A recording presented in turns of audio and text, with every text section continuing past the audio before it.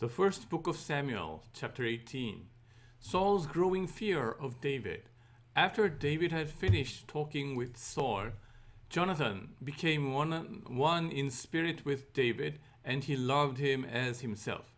From that day, Saul kept David with him and did not let him return home to his family. And Jonathan made a covenant with David because he loved him as himself. Jonathan took off the robe he was wearing and gave it to David, along with his tunic and even his sword, his bow, and his belt. Whatever mission Saul sent him on, David was so successful that Saul gave him a high rank in the army.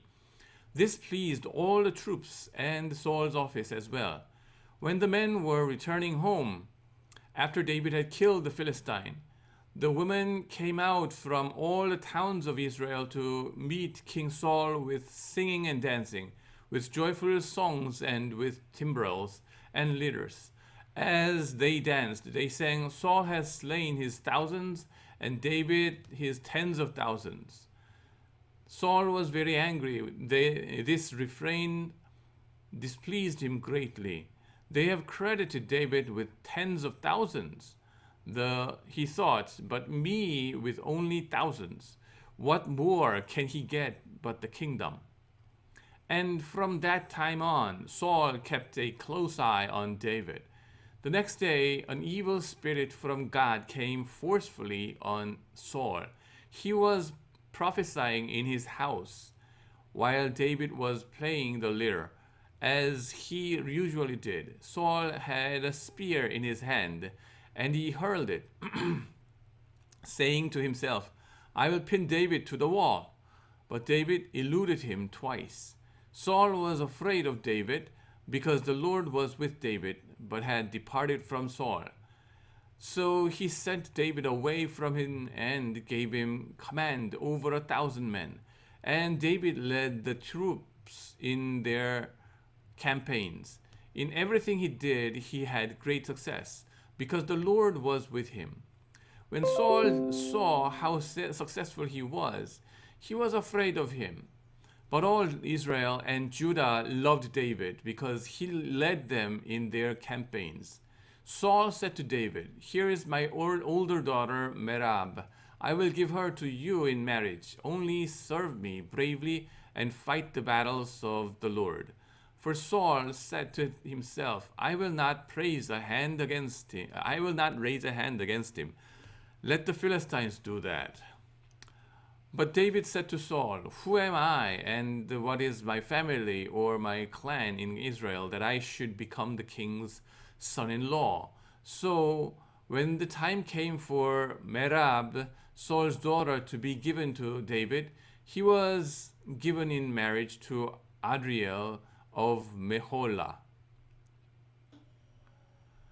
Now Saul's daughter Michal was in love with David, and when they told Saul about it, he was pleased. "I will give her to him," he thought, "so that she may be a snare to him, and so that the hand of the Philistines may be against him." So Saul said to David, "Now you have a second opportunity to become my son-in-law."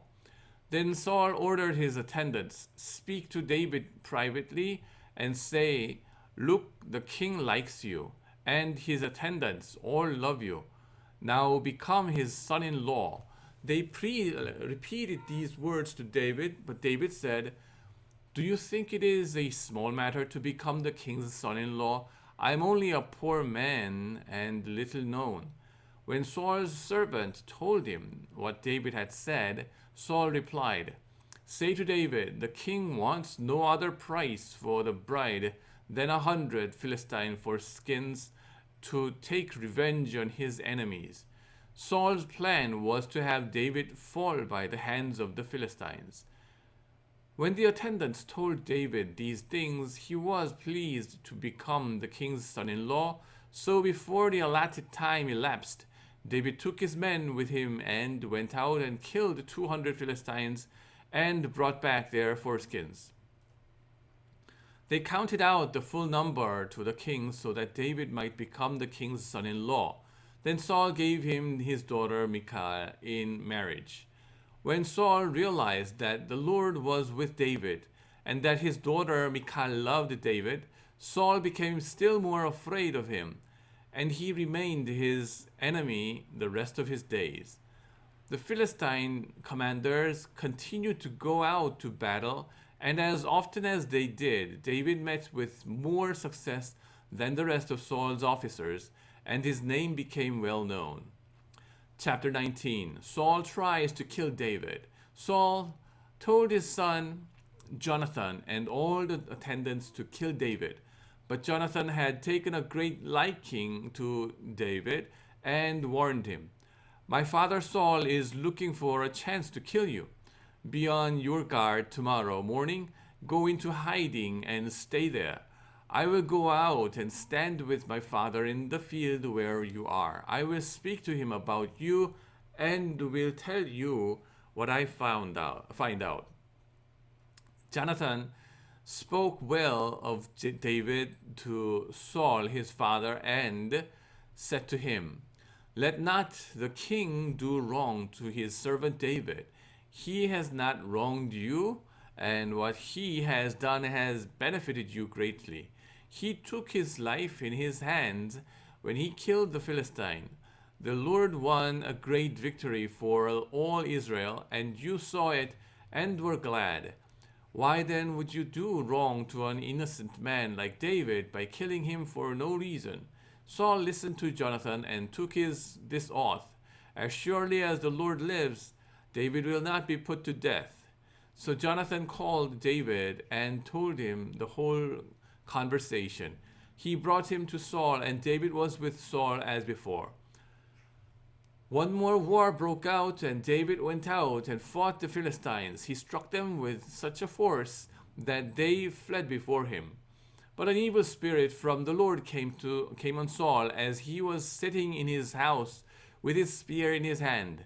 While David was playing the lyre, Saul tried to pin him to the wall with his spear, but David eluded him as Saul drove the spear into the wall. That night, David made good his escape. Saul sent men to David's house to watch it and to kill him in the morning.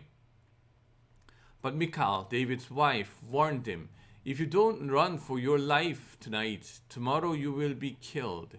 So Michal let David down through a window, and he fled and escaped. Then Michal took an idol and laid it on the bed, covering it with a garment and putting some goat's hair at the head. When Saul sent the men to capture David, Michal said, "He is ill." Then Saul sent the men back to see David and told them, "Bring him up to me in his bed so that I may kill him." But when the men entered, there was the idol in the bed, and at the head was some goat's hair. Saul said to Michal, "Why did you deceive me like this and send my enemy away so that he escaped?" Michal told him, "He said to me, 'Let me get away. Why should I kill you?'"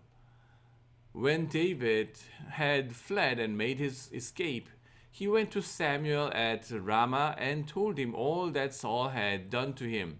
Then he and Samuel went to Naioth and stayed there. Word came to Saul, "David is in Naioth at Ramah."